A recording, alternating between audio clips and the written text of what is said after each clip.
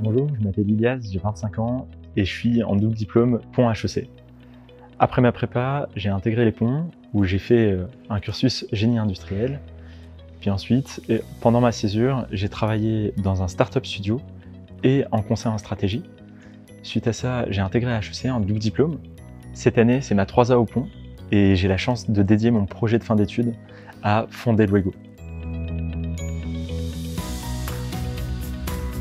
Au Pont, j'ai eu la chance de construire un parcours qui me correspondait. Donc j'ai pris des cours et des projets très transverses. J'ai pu suivre des cours très techniques au Pont et à l'ENS autour de la computer vision et du deep learning par le programme MVA, Master Vision Apprentissage, des cours de design thinking à la D-School où j'ai beaucoup appris à comprendre des problématiques et à y répondre de façon innovante. Et enfin, des cours de finance et de droit à HEC. Aligner les entrepreneurs et les comptables est complexe. Pour les entrepreneurs, récupérer toutes les factures, les transmettre au comptable et avoir une vision claire de la trésorerie, c'est quelque chose de très laborieux. Et de l'autre côté, pour le comptable, réclamer les factures manquantes, faire la comptabilité et faire la saisie de factures sont des processus manuels. Sur Luego, c'est très simple. Nous nous sommes concentrés sur le nœud du problème, la réconciliation bancaire. On fait ça avec un design très simple et un peu d'intelligence artificielle. Alors au départ, on s'était concentré sur les tickets de caisse et on voulait digitaliser les tickets de caisse. Mais très vite, on s'est rendu compte qu'en discutant avec les entrepreneurs, que c'était pas vraiment une problématique pour eux. Ce qui les saoulait, c'était la comptabilité. C'était aller chercher les factures, les transmettre au comptable. Et du coup, avec Andreas, on a commencé à investiguer le problème. On a parlé avec plus d'une trentaine d'entrepreneurs qui étaient dans notre réseau pour construire Luego. On a commencé à investiguer le problème de la comptabilité pour les entrepreneurs en mai 2020 avec Andreas, qui est aussi des ponts et qui est 2 promos au-dessus de moi. C'est qu'en juillet qu'on a commencé à écrire les premières lignes de code et à partir de janvier 2021, où on s'est mis full-time sur le projet. Donc en février, on a lancé l'application et on a commencé à avoir nos premiers utilisateurs payants. Et aujourd'hui, on a 20 clients et 84 utilisateurs qui utilisent la plateforme régulièrement. Sur Luego, il y a 3 grandes étapes. D'abord, il y a la récolte de data financière, transactions, factures. Ensuite, il y a la réconciliation, donc les matchs entre la meilleure transaction et la meilleure facture. Et enfin, il y a l'analyse de la trésorerie et l'export vers l'expert comptable. Concernant la première étape, la récolte des data financières, on est connecté à toutes les banques françaises et 90% des banques européennes pour toutes les transactions bancaires. On est ensuite aussi connecté à Google Drive, au mail et à plus de 3000 portails pour récolter automatiquement toutes les factures. Donc si jamais on paye une facture sur Amazon, la facture Amazon tombe automatiquement sur Luego et la facture passe par un scan OCR où on extrait toutes les données. Donc il n'y a plus de saisie de facture, on va extraire le montant hors taxe, TVA, le numéro de la facture, la date d'émission et la date d'échéance. Sur la deuxième étape, on a un algorithme qui va, pour une transaction, suggérer le meilleur match en termes de facture. Et notre algorithme fonctionne aussi dans l'autre sens, c'est-à-dire que pour une facture, il va suggérer aussi la meilleure transaction. Donc on peut aussi travailler en comptabilité d'engagement.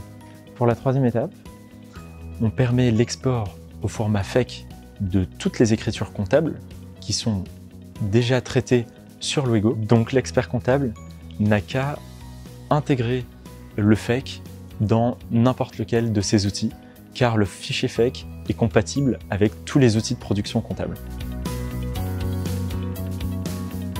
Alors nos clients aujourd'hui, ils choisissent Luego pour la simplicité et pour la collaboration. La simplicité parce que Luego est by design très simple. On s'inspire des applications de musique, des jeux vidéo pour créer une expérience très simple. Et aussi de l'autre côté, dans l'esprit collaboratif, on invite nos clients, nos utilisateurs à eux-mêmes inviter leurs employés et aussi leurs experts comptables. On a certains clients qui ont invité jusqu'à 10 utilisateurs sur leur espace Luego, dont leur DAF externalisé, leur expert comptable, leur office manager, etc. Une chose qui nous a drivé depuis le début, c'est qu'on a construit Luego comme un outil de productivité et pas comme un outil de comptabilité. Donc sur Luego, on trouvera, enfin l'entrepreneur ne verra jamais de mots comme compte auxiliaire, compte comptable. On parle jamais de comptabilité en fait pour l'entrepreneur, mais pour autant c'est fait en un clic. Donc notre idée, c'est vraiment de miser sur à la fois la simplicité et la productivité. Et puis derrière, l'expert comptable, lui, il aura un espace sur Luego où il y aura justement tous ces mots comptables, des lignes du fichier FEC, etc., du journal de banque, du journal d'achat, où il pourra faire la comptabilité. Au Pont, j'ai pu apprendre un tas de choses très complexes, très techniques, des modèles mathématiques ou même éplucher des papiers de recherche. Mais coder une application, c'était pas une chose que je savais faire, mais c'est quelque chose qui s'apprend sur le tas. Et je suis juste un peu content quand même d'avoir eu les quelques bases du cours de TDlog par exemple, qui m'ont permis d'avoir les bons réflexes au début. Il y a un mois, on a onboardé notre plus gros client. C'est plus de 3 millions de flux financiers tous les mois. Et c'est simple, quand on a connecté ses comptes bancaires, l'application a complètement craché. On a dû passer une journée entière avec Andreas à repasser sur le code, à réoptimiser, à alléger le code. On a fini à 6h30 le lendemain, mais on avait réussi à remettre sur pied le site web. Le lendemain, on était complètement explosé, mais on était content d'avoir réussi à remettre sur pied l'application.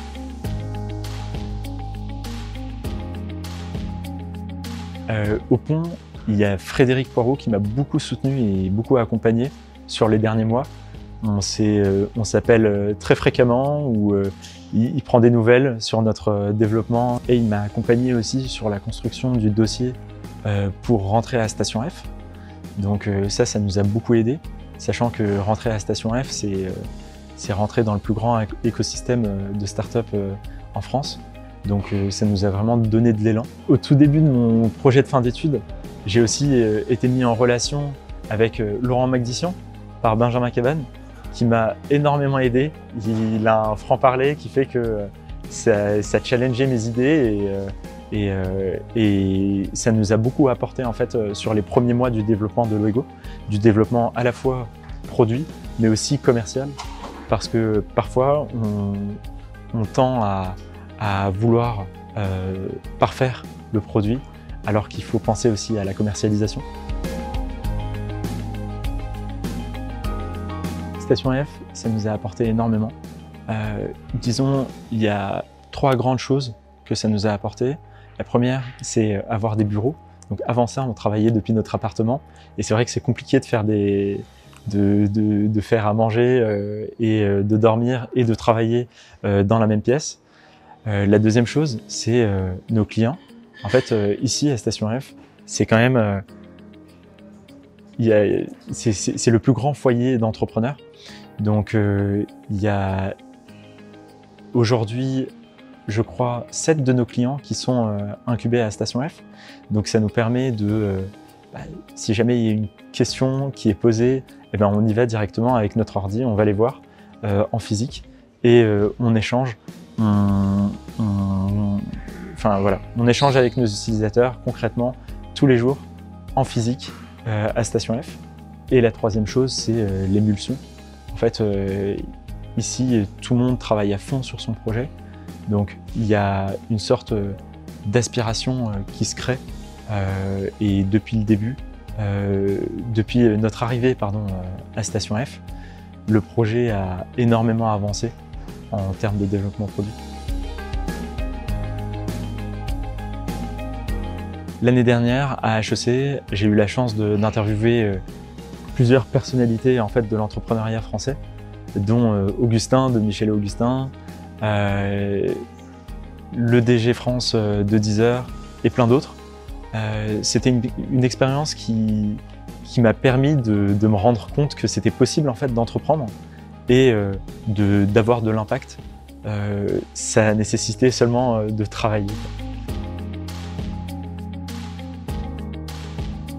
Je suis très honoré de pouvoir bénéficier du prix d'encouragement à l'entrepreneuriat de la Fondation. C'est une grande aide que la Fondation offre à ses élèves pour entreprendre. Cela gratifie toutes les gouttes de sueur investies, la semaine comme le week-end, durant ce projet de fin d'études pour Loego.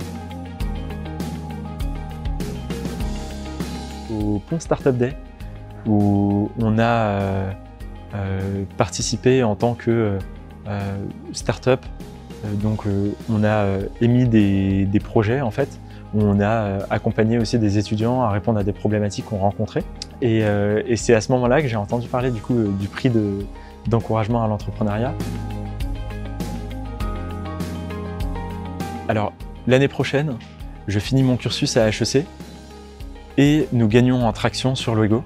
Heureusement, là aussi, il y a les directeurs de mon master XHEC Entrepreneur, Bruno Martineau, Siem Jouini, Margot Boulet-Morel, qui sont très à l'écoute pour construire un projet qui répond à mon ambition sur Loego et qui est par nature aligné avec mon ambition entrepreneuriale. Alors deux choses, gagner en traction et faire grandir l'équipe.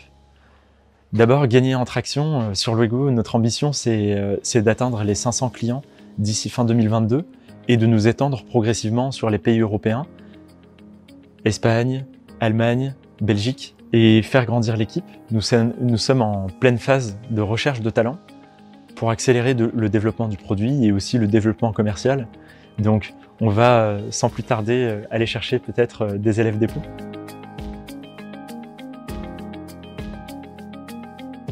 L'école des ponts, c'est une grande famille.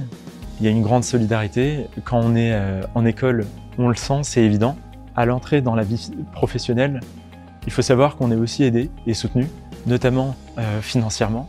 Cette aide financière va être un vrai levier. C'est ce qui va me permettre de continuer à travailler sur Loego et à poursuivre cette aventure entrepreneuriale. Si j'ai une chose à dire aux anciens élèves, c'est un grand merci. Et surtout, j'ai hâte de rendre l'appareil aux prochaines promotions.